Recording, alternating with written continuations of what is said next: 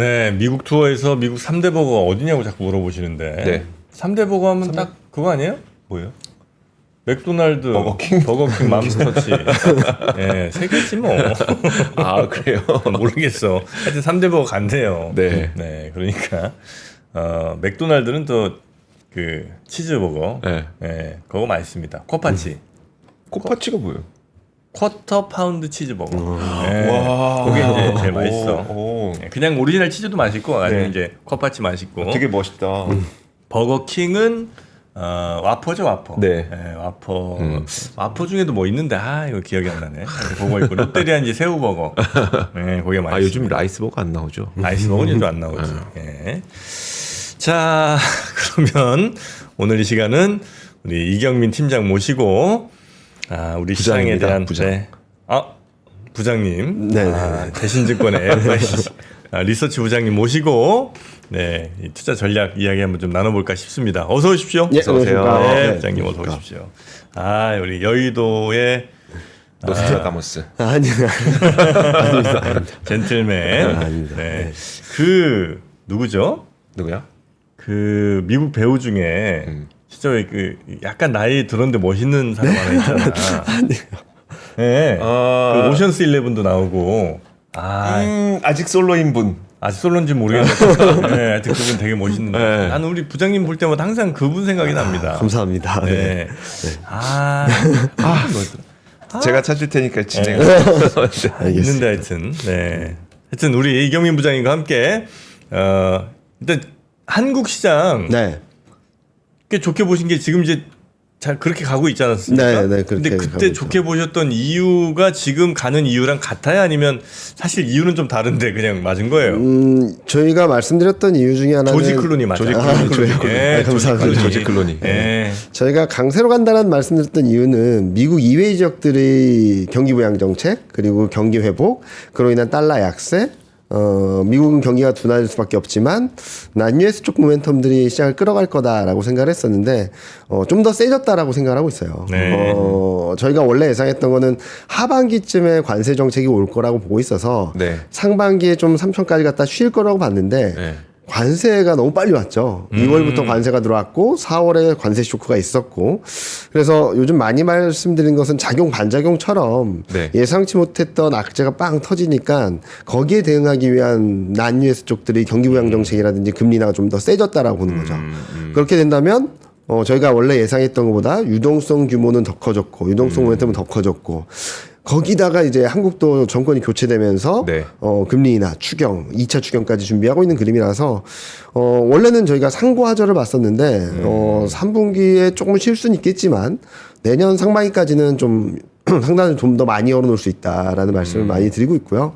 여기에 이제 올해 하반기에 관건은 이제 이런 흐름에서 미국까지 붙어주느냐는 네. 거죠. 네. 미국은 아직까지 금리 동결하고 있고 재정에 대한 부분들은 좀 취약한데 이제 9월 이후에 연준이 금리 인하를 재개할지 그리고 파월 연준 의장의 지금까지 스탠스와는 좀 바뀌어서 경기 부양 쪽으로 뭐 감세라든지 뭐 법인세 인하라든지 소득세 인하 이런 쪽을 준비하는지가 아마 4분기 그리고 내년 상반기까지 상단을 결정짓는 또 다른 변수가 될 수 있다고 생각하고 있습니다. 네네. 사실 저는 이경민 부장이 연초에 이제 보고서가 3천이라는 네. 딱 단어를 딱 박으셨어요. 네. 그래서 그때 그러셨구나. 네.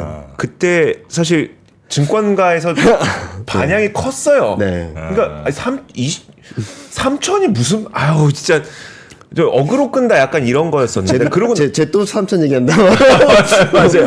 근데 그때 이제 저희 방송에 출연해 주셔서 네. 그 3천과 그 당시 주가의 간극을 두고 네. 이 정도의 폭이 그렇게 이상한 폭이 아니다라는 네, 네, 이야기를 네, 되게 네. 많이 맞습니다. 해주셨었거든요. 근데 지금 이제 3천 일단 그거부터 좀 궁금해.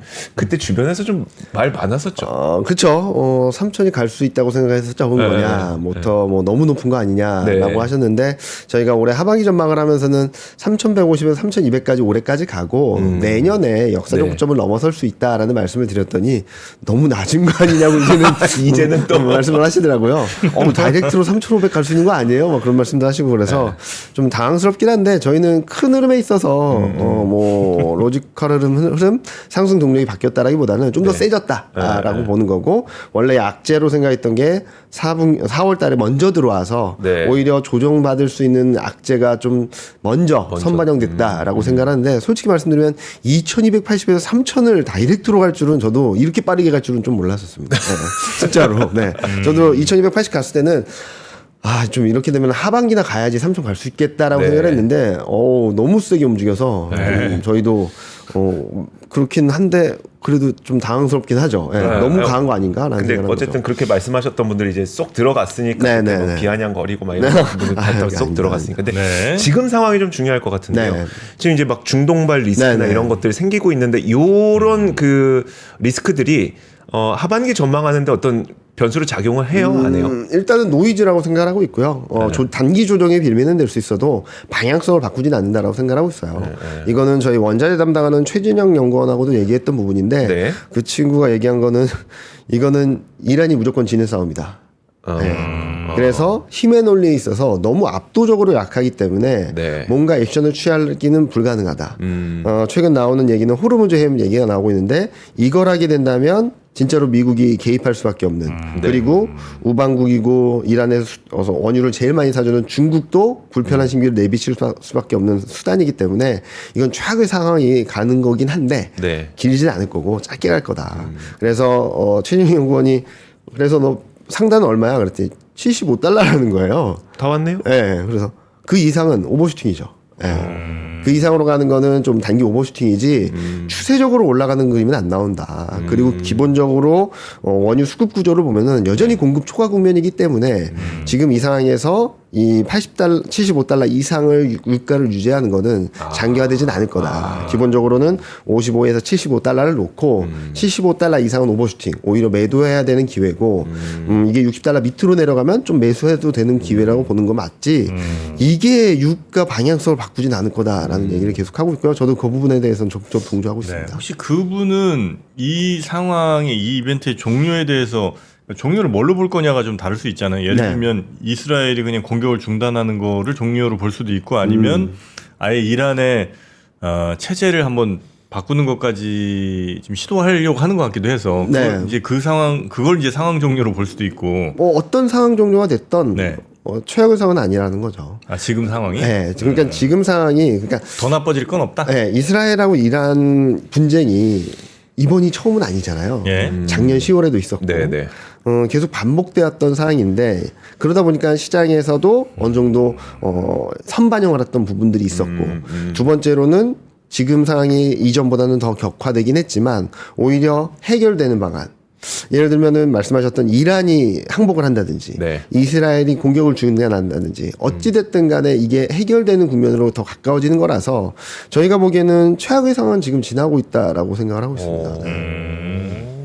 그럼 뭐 일단 중동 문제는 더 이상 이제 우리 경제나 이 시장 쪽에 큰 악영향을 미치진 않을 것 같고 네. 그럼 이제 남은 우리에게 남은 뭐 호재라고 할까요? 우리 시장에 좋을 만한 건 뭐 있습니까? 호재라고 한다면은 추경도 있을 거고 추경. 한국 네, 나름대로 네. 그리고 금리나 또 있을 거고요. 상법 개정 뭐 이런 거. 네, 그런 것들도 있고 또 네. 하나는 이제 중국이 금리 인하를 했지 않습니까? 네. LPR 금리를 10bp 인하를 했는데 이게 계속 될 거예요. 이번에 한 번에 그치는 게 아니라 분기마다 10bp씩 금리 인하, 그러니까 중국도 금리 인하 사이클로 들어갔고 지금 나오는 얘기로는 올해 초에 배정했던 이구한 신금액이 3천억 위안이었거든요. 네. 그걸 다 소진했다는 얘기들이 있어요. 근데 추가로 배정할 거라는 얘기가 있습니다. 그렇게 된다면 저희가 예상했던 것보다도 더 큰 재정이 들어오는 거고 금리 인하는 더 많아지는 거고 네. 그리고 유럽도 금리 인하를 7번 연속한 다음에 분기마다 금리 인하 더 할 거라는 얘기를 하고 있고 네. 그리고 독일도 이제 네. 재정 드라이브를 걸어놨고 여기서 이제 중국, 미국까지만 힘을 써준다면 저희는 9월달에 금리 인하할 수 있다고 보는데 여기서 금리 인하 사이클로 재진입하고 그리고 트럼프 정책도 경기 부양 쪽으로 방향성이 맞춰지게 된다면 저는 내년 상반기까지는 굉장히 좋은 그림들을 만들어줄 수 있다고 그래요? 생각하고 있습니다. 네. 근데 그 말씀하신 것 중에 이제 추경 지금 얘기가 거의 한 20조 내외? 네. 이 정도 아마 갈 것 같은데 과거에 많은 추경들을 보셨을 거 아니에요. 네. 추경 때마다 시장이 어떻게 반응했는지도 이제 워낙 네. 많이 보셨을 거고 대체로 어떻습니까? 추경이랑 시장의 상관관계? 규모에 따라서 다르긴 한데 네. 이게 다른 나라들은 아무도 안 하는데 우리나라만 한국만 하면 좀 그렇게 큰 임팩트는 없었죠. 근데 임팩트가 제일 셌던 때는 쉽게 생각하시면은 코로나 때입니다. 코로나 때도 마찬가지로 제가 요즘 코로나 때랑 많이 비교하는데 코로나 때는 지금보다 더 큰 악재였죠. 네. 경제가 셧다운 됐으니까. 그런데 바로 제로금리로 하고 모든 나라들이 헬리콥터 머니로 돈을 풀다 보니까 시장은 굉장히 빠른 속도로 회복됐고 역사적 네. 고점을 넘고 코스피는 3천을 넘고 뭐 이런 그림이 나왔죠. 그때 좀 미니판이다, 축소판이다 정도로 보고 있어요. 그래서 그때랑 마찬가지로 지금은 글로벌 전반적인 재정 확대, 금리 인하 이런 것들이 사이클이 맞물리고 있어서 저희는 좀 플러스 알파 동력이 될 수 있다라고 보고 있고 그리고 그동안에는 추경이란 게 제대로 된 게 몇 년 동안 없었잖아요. 네. 부재했던 게 들어올 때 임팩트가 좀 세죠. 네. 그런 것들이 좀 임팩트가 있어서 저는 이번 추경은 조금 효과가 있지 않을까라는 생각을 합니다. 다만 2017년에 문재인 대통령이 취임한 이후 여러 가지 경기 부양 정책을 썼을 때 네. 취임 이후 약 한 달 정도는 내수주들이 좋다가 네. 다 이렇게 내려왔어요. 아. 왜 그러냐면은 그때 뭐 전반적으로 사드 문제도 있었고 네. 그러니까 중국에 대한 모멘텀이 살아나지 못했고 그리고 내수에 있어서도 기대했던 것만큼 그러니까 소비 심리나 소비가 올라오긴 했는데 이게 쭉 올라오는 게 아니라 반짝 이렇게 내려가다 보니까 좀 지금 많이 뜨거웠던 내수주들이 좀 그렇게 세진 못했거든요. 근데 이번에는 그래서 제가 많이 말씀드린 것은 중국 관련된 소비주를 보자. 중국 소비주들을 그쪽은 관계 개선이 되게 된다면 잠깐 말씀드렸듯이 없었던 게 들어오기 때문에 시장에서는 굉장히 좋은 모멘텀을 되지 않을까라는 말씀을 드리고 있습니다. 네네네. 그런 것들이 이제 또 우리 시장에도 좋게 작용할 네. 가능성이 매우 높은 네. 그런 상황이고요. 그리고 이제 미국은 금리를 아마 동결할 걸로 보세요? 6월 달에 동결하겠죠. 예. 네. 그러면 이 미국이 동결하면 우리도 당연히 영향을 받을 거 아닙니까?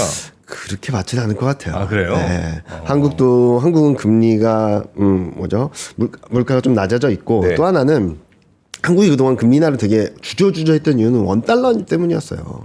원달러 환율이 네, 1,450원, 네. 1,500원에 있다 보니까 야 여기서 금리 인하 잘못하면 1,500원 뚫어버리겠는데라는 걱정을 했었던데 지금은 이미 충분히 내려온 상황이라서 네. 그런 부담 없이 경기 부양 쪽으로 지금 내수가 워낙 취약해져 있다라는 것들이 중론이기 때문에 네. 경기 부양에 좀 포커스가 맞춰져서 저희는 뭐 8월 중에는 8월달 금통위에서는 금리 인하를 할 수 있다라고 생각하고 있고요. 저희가 고민하는 것은 하반기에 한 번 할지 두 번 할지 정도예요. 네. 일단은 9월 FMC에서 연준이 좀 센 스탠스를 보여주면 한 번 더 할 수도 있다라고 생각하는데 지금 시장 컨센은 8월 달에 하고 끝낼 거다가 한 50%. 네. 4분기에 또 한 번 할 거다가 50%, 50대 50으로 되게 비등비등한 상황이라서 네. 한국 금리나 횟수는 아마 9월 FMC에서 연준의 스탠스가 그때 한국 금리 인하에 좀 영향을 줄 것이지 6월 금리 동결이 한국에 영향을 주지는 않을 거다라고 생각하고 있습니다. 3분기에는. 네. 근데 그러면 왜 하반기는 상승 탄력을 좀 낮게 보시는 거예요? 상승 탄력을 낮게 보는 것은 좀 쿨다운하는 시간이 좀 필요하다라는 거죠. 2280에서 3000까지 올라왔는데 너무 가파르게 올라왔다는 거가 있고요. 네. 그리고 노이즈가 될 만한 요인들이 좀 많습니다.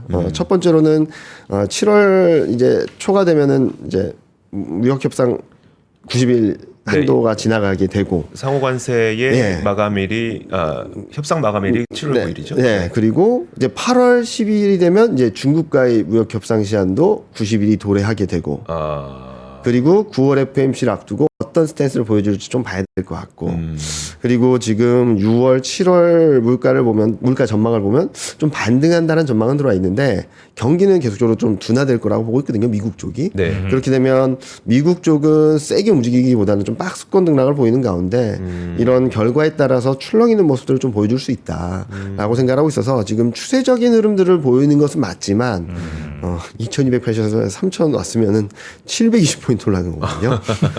그러면은 한 200포인트, 300포인트 정도는 좀 눌렸다가 다시 한번 가는데 아마 다시 한번 갈 때는 내년 상반기까지 3,400, 3,500까지 열어놓을 수 있지 않을까라는 생각을 하고 있습니다. 네. 그 과정에 있어서 코스피가 올해 말에 3,150, 3,200 정도로 가는 거지 거기까지 가고 끝나는 게 아니라 저희는 내년 상반기까지는 역사 조금 넘는다라고 생각하고 있습니다. 네. 이 지수가 어쨌든 그렇게 레벨업 되려면 반드시 필요한 게 뭐 국내에서도 뭐 분위기도 중요하지만 외국인들이 들어와야 되는 거잖아요. 맞습니다. 외국인들 들어올 때는 뭐 또 여러 이유 있겠습니다만 가장 또 큰 게 환율일 거 아니에요. 네, 맞습니다. 환율은 그럼 지금 상황에서 약간 더 아래쪽 그러니까 원화가 더 강세되는 방향으로 서서히 갈 거라고 보세요? 네, 저희는 그렇게 보고 있고요. 일단 3분기 중에는 1,300원을 살짝 깰 수도 있다라고 생각하고 있습니다. 3분기 중에 네. 그건 달러가 약해져서요? 아니면 우리 원화가 강해져서요? 달러도 약해지는데 네. 그동안 원달러율이 원화가 너무 약했었거든요. 그건 차별적으로 맞죠. 너무 예, 약했거든요. 그걸 정상화되는 것만으로도 1,300원 초반은 간다라고 생각을 하고 있어요. 잘 생각을 해보시면 지금 달러 인덱스가 네. 작년 10월 저점을 깨고 내려와 있잖아요. 네. 작년 10월 달에 원달러율은 1,308원이었습니다. 1,308원. 네. 네. 그 밑으로도 갈 수 있다라는 룸은 열려 있다라는 네네. 거죠. 그래서 저희는 추경이 되고 내수 경기가 올라오는 그림들 그리고 중국과 유럽 경기 회복이 좀 가시화되면서 수출 모멘텀이 좀 살아나는 견조한 흐름들을 보여주게 된다면 3분기 중에는 저희는 1,300원으로 밑으로 갈 수 있다라고 생각하고 있고 그 이후에 좀 반등은 있겠지만 내년에는 1,300원 밑으로 가는 그림들은 충분히 열려 있다라고 생각하고 있습니다. 그래요? 네. 달러 인덱스가 지금 현재가 한 98쯤인데 네. 여기서 밑으로 가봐요. 뭐 얼마나 더 갈까 싶긴 하거든요. 저희는 90포인트 초반까지도 내려갈 수 있다고 아, 생각하거든요. 그래요? 달러 인덱스는. 네. 어... 그거에 대해서 말씀을 드리면 네? 일단은 너무 일방적이었던 미국 경기 미국 경기만 좋다라는 그림이 깨져버렸잖아요. 네. OECD 경기 선행지수 보면은 중국은 지금 8개월 연속 상승하고 있고요. 네. 유럽도 상승하고 있고 한국도 6개월째 상승을 하고 있는데 지금 4개월째 둔화되는 나라는 딱 하나입니다. 미국입니다. 그리고 또 하나는 다른 나라들은 경기가 좋다라고 말할 수는 없겠지만 더 나빠지진 않는 상황이거든요. 네. 근데 미국 GDP 성장률은 작년 2분기가 3%였고요. 너무 높긴 했어요. 올해 4분기 컨센이 한 0.9 정도 되거든요. 네. 그렇게 되면은 작년 2분기에 미국과 유럽 간의 GDP 성장률 격차가 2.4% 포인트였어요. 그러니까 미국만 좋은 건 맞아요. 네, 네. 근데 이게 올해 4분기에는 0.2%포인트 격차로 거의 좁혀집니다. 비슷해진다. 네. 그렇게 되면은, 달러가 강해질래야 강해질 수 없는 거고. 네. 그리고 이제 4분기에, 그러니까 9월 달에 연준이 금리 인하를 하는지. 네. 그리고 트럼프의 정책 방향성이 경기 부양 쪽으로 가는지가 중요하겠지만 그때쯤 되면 좀 반등은 하겠죠. 근데 그 전까지는 약세를 계속적으로 갈 수밖에 없다라고 생각을 하고 있고 그 전까지 그러면은 미국도 경기 부양을 하는데 다른 나라들은 이제 경기 부양 그만할 거냐? 그건 아닐 것 같아요. 서로 미외의 지역들이 더 세게 하는 상황에서 미국이 멈춰 있다면 미국이 따라가는 정도라서 달러가 뭐 바닥을 잡는 정도지 거기서 막 치고 올라가는 그림 이전처럼 미국 예외주의가 반영될 수 있는 정도의 그림들은 당분간 나오기 어렵다라고 생각하고 있습니다. 아 그래요? 네. 환율도 우리 시장에 우호적으로 이렇게 바뀌는 거고 네. 그럼 이제 외국인 투자자들도 꽤 들어올 가능성이 뭐 3, 4분기 혹은 뭐 내년 초까지 있을 수 있다. 네, 저희는 뭐 단기적으로는 뭐 지금 한 4조 정도 들어왔는데요. 네. 그 이상은 더 들어올 수 있다고 생각하고 있습니다. 네. 하긴 빠져나간 돈이 뭐 30몇 조라면서요. 네, 거의 40조 가까이 네, 됩니다. 그러니까 그리고 뭐 들어올 룸은 또 하나 볼 거는 네. 지금 그때 저점을 찍었었던 때가 외국인 보유 비중이 30% 초반이었어요. 네. 그건 금융위기 이후 가장 낮은 수준이었거든요. 네. 그렇기 때문에 저점권에서 턴어라운드하는 그림이라서 저희는 이제 시작되는 거지 뭐 살짝 들어왔다 끝나는 건 아니라고 보고 있고 또 최근 재밌는 그림 중에 하나는 ETF 펀드 플로우를 보면은 네. S&P 500에서 돈이 빠져나가고 있습니다. 아 그래요? 네. 그런데 한국은 3준속 돈이 들어왔어요. 이게 1년 만의 일이라서 혹시 뭐 보여주실 거 있으세요? 잠시만요. 이거 만약에 눈으로 볼 수 있으면. 네. 요 그림 하나 보여드리면 될 네네. 것 같은데 네. 요 위에 그림에서 요 오른쪽이 S&P 500이거든요. 파란색이. 네. 그러니까 23년, 24년에는 글로벌, 신흥국, 중국, 한국에서 돈 다 빠져서 미국으로 갔습니다. 네, 네. 근데 올해 들어서 작년 말부터 S&P 500에서는 188억 달러가 빠져나왔고요. 그러다가 올해부터 들어온 게 글로벌 신흥국으로 일부 들어왔고 중국으로도 일부 들어가고 한국으로 지금 1년 만에 3주 연속 자금이 세게 들어오고 있거든요. 그래서 방향성이 바뀐 게 아닌가라는 생각을 하고 있고 여전히 미국 쪽으로 보면 나스닥은 돈이 꾸준히 들어가고는 있지만 나스닥 쪽에서도 좀 변동성이 있다면 이런 펀드 플로우의 변화들은 좀 더 세지지 않을까? 네. 거기에는 달러 약세도 있을 거고 미국 이외의 지역들이 경기 부양 드라이브도 있을 거고 이런 것들이 좀 맞물려서 좀 유동성 변화도 그동안 2년 동안의 흐름에서 벗어나고 있다라고 네. 생각하고 있습니다. 좋아요. 그러면 이제 우리가 너무 빨리 최근에 올라왔으니까 하반기까지는 속도를 좀 줄인다고 하더라도 네. 내년 상반기까지는 네. 전고점도 넘어설 수 있을 네. 것이라는 시나리오를 가정하고 네, 네. 그럼 여기에서 우리는 무엇을 봐야 될까요? 제일 어렵죠. 너무 어려워요. 지금 너무 뜨거워서 네. 뭐 금융, 지주사, 기계조선, 방산 뭐 너무 뜨겁죠. 네. 그런데 저도 고민스럽긴 했는데 요 그림을 하나 보여드릴게요. 이게 뭐냐면 2020년 이후 상반기와 하반기 그러니까 요 두 개 막대는 상반기의 수익률이 탑 5, 탑 10 수익률이고요. 이건 상반기의 바텀 수익률이에요. 근데 이게 하반기 들어서도 상승세를 이어간 경우는 별로 없습니다. 저거는 2020년, 2021년, 2022년. 상반기 많이 오른 애들이 하반기도 가는 경우 별로 없더라. 네. 그럼 떨어진 애들이 가요?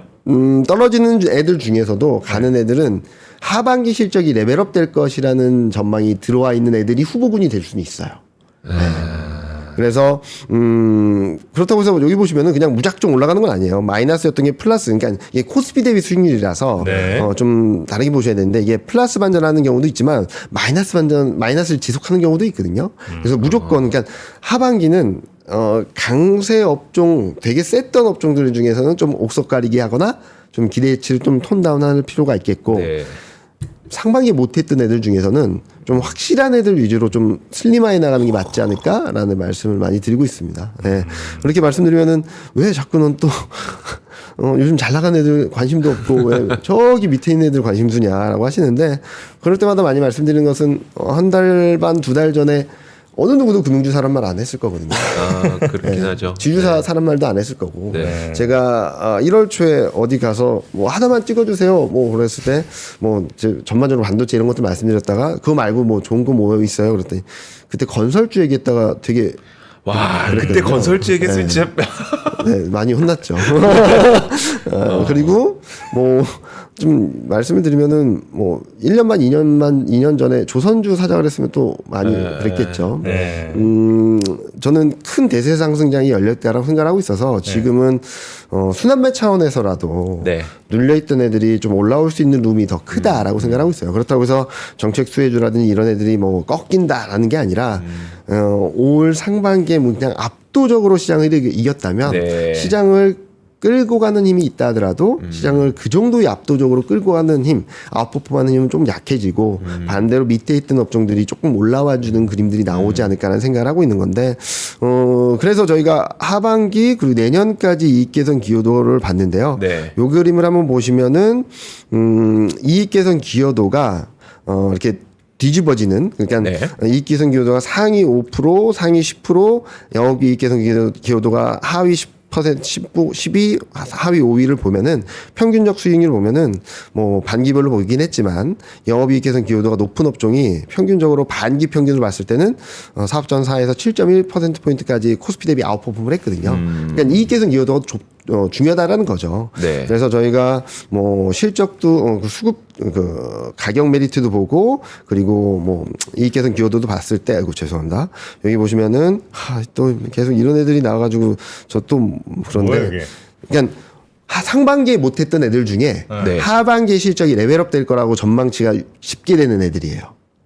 예. 순서가 그러면 가장 맨 왼쪽이 가장 맨 왼쪽이 제일 꼴찌 수익률 꼴찌 수익률이 네. 마이너스 34%. 근데 기여도가 좋을 것 같은 그러니까 순서예요? 이익 개선 기여도는 아니에요. 그건 수익률이 아니- 꼴찌. 그냥 수익률 꼴찌. 그래서 2차 전지, 제약 바이오, 화학 디스플레이, IT 하드웨어, 소프트웨어, 반도체, 에너지 정도인데 근데 2차 전지는 실적 신뢰도가 너무 낮죠. 네. 예. 흑자 전환할 거야. 그랬다가 적자 난 지가 벌써 2분기 연속이거든요. 네. 근데 또 2분기에 또 흑자 전환할 거야라는 전망이 들어와 있어요. 그래서 2분기 실적을 확인하면 하반기 실적에 대한 부분들이 좀 더 명확해지기 때문에 네. 2분기 실적 시즌을 좀 확인하자라는 말씀을 드리고 있고 한편 제약바이오 그리고 소프트웨어, 인터넷, 반도체 같은 경우는 뭐 지금부터도 계속적으로 좋지 않을까라는 말씀을 드리고 있어요.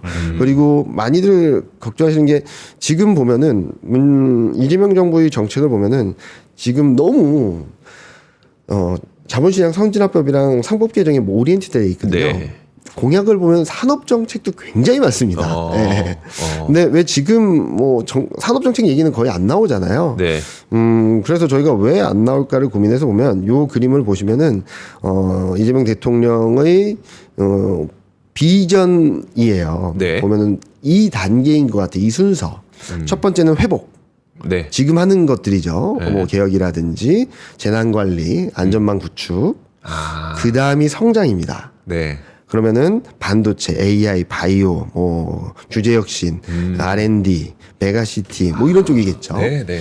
그래서 저희는 뭐 올해 4분기부터 내년 1분기까지는 산업 정책들이 좀 구체화되고 이 산업들에 얼마나 예산이 배정되느냐에 따라서 네. 좀 움직임직할 거라고 생각하고 있어요. 근데 여기에는 가장 중심에 서 있는 게 AI고 네. 그다음에 반도체, 바이오, 2차 전지, 신재생 에너지 이런 것들이 좀 있어서 그렇게 되면은 내년 1분기까지는 코스닥도 좀 괜찮지 않을까라는 생각을 하고 있어서 많이들 그 기대를 하시더라고요. 1년 차 때는 코스닥이 좋지 않아요라고 하시는데 네네. 지금은 조기 대선이었고 뭐 여러 가지가 있다 보니까 내년 1분기, 내년 상반기를 한번 노려보자라는 정도로 말씀을 드리고 있습니다. 산업 정책이 본격화되는 시기에 해당 네, 산업. 맞습니다. 네, 네. 그걸 좀 미리 그러니까 공부해 놓고 분류해 놔야 되겠네요. 저는 지금부터 그냥 좀 잘 모아가자라는 쪽으로 많이 말씀드리고 있어요. 뭐 네네. 여기가 저점입니다라고 해서 팍 치고 가는 경우 별로 없잖아요. 네, 그래서 잘 모아가시면 내년 상반기에는 되게 좋은 수익률을 거둘 수 있겠다라는 생각을 하고 있습니다. 그렇습니까? 알겠습니다. 이경민 부장님과 함께 오늘 우리 시장 이야기 쭉 나눠봤는데 네. 역시 또 부장님 말씀 드리니까 또 가슴이 벅차오릅니다. 네, 한번 달려보시죠. 네, 알겠습니다. 오랜만에 또 함께 해주셨는데 네. 대단히 감사하고요. 네. 또 뵙겠습니다. 고맙습니다. 고맙습니다. 네.